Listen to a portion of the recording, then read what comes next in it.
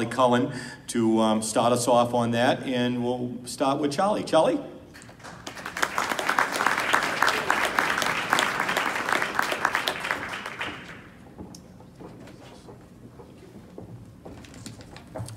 Thank you. I'd be remiss if I didn't publicly thank and congratulate Frank Cousins. Aren't we thrilled to have Frank with us?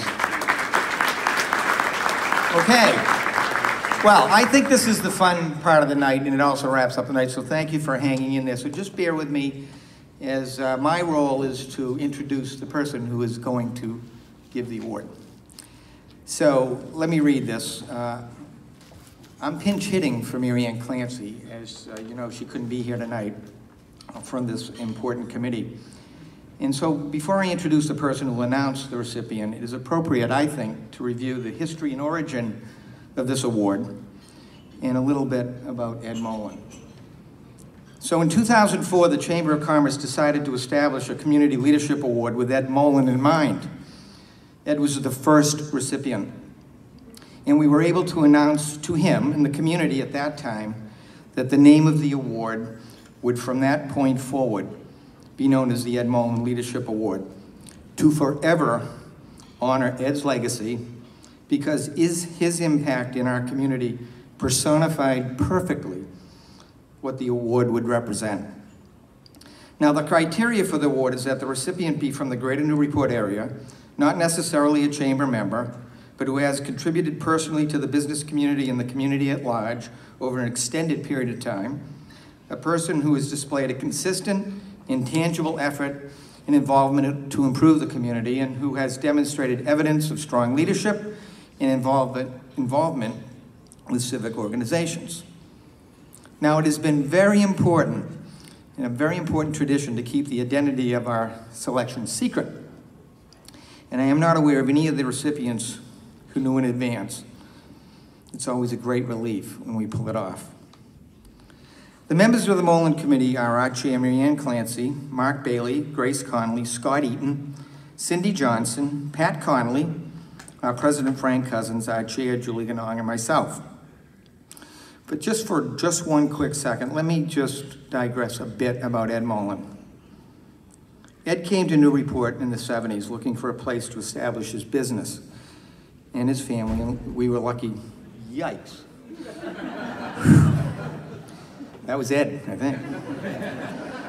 Ed left a mark on so many areas of our community: the library, the Y, the parking lot on State Street, City Hall, the Boys and Girls Club, the Red Cross, and so on and so on.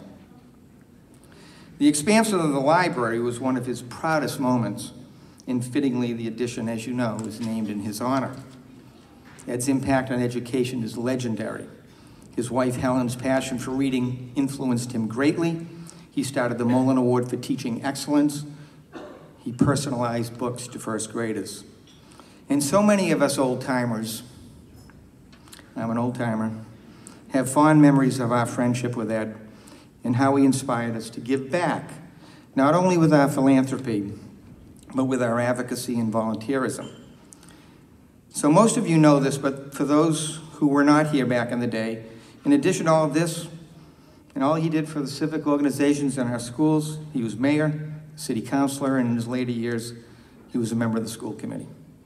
Remarkably, Ed worked right up until the day he died in 2005 for this community.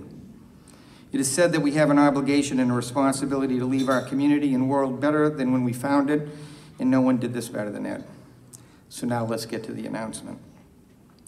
The list of past winners are in your program. You can see who they are. Some of them are here tonight. All very deserving, except possibly one. But I've been part of this selection ever since its inception. And well, except for that 1 year, I would always ask, what would Ed think of the potential honoree that we are honoring tonight? And without question, Ed would be thrilled with our selection.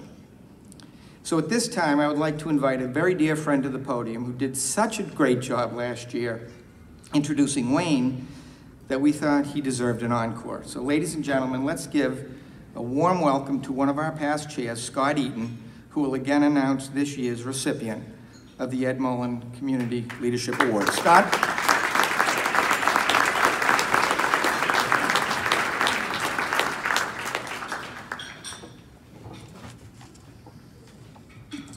Thank you, Charlie.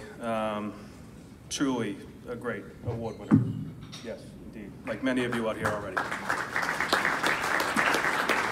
Congratulations to everybody, too, who was honored tonight. And congratulations to you all for being a part of this organization. It means a lot to the community, and the strength of this community is, and the business community adds to the strength of the community as a whole. So it's a major part of the success of Newburyport and our surrounding area. So. Once again, I am honored to be here tonight presenting the most prestigious award of the evening, the Ed Molin Community Leadership Award. It has been the highlight of the evening for me since Ed Molin received the very first award. As a community, this is our chance to recognize and honor our greatest difference makers. We are building quite a list of champions, and tonight we'll recognize another. Someone who I believe you all will agree is a most worthy recipient and someone who personifies what this great award is all about. Like Ed Molin, tonight's recipient wasn't born in our community, but chose to come here nearly 30 years ago, and our entire community has benefited from that decision ever since. Heading north to Newburyport, our recipient brought a business that would continue to grow and expand, making a positive difference throughout the greater Newburyport area. The contributions of this business to our community, which I will highlight later, are worthy of praise alone. But it didn't stop there. The individual passion that drove a successful business would begin to impact our community through the generosity and unwavering commitment of this individual to make a difference wherever they were asked to or wherever they identified a need. This is part of what makes our recipients so special. Not only are they there for whatever cause needs support, they create their own initiatives and deliver results that positively impact our community and those in need. It demonstrates the natural leadership ability of our recipient, who truly is an understated doer.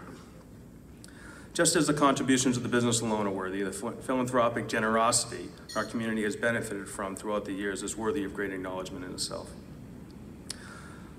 But I believe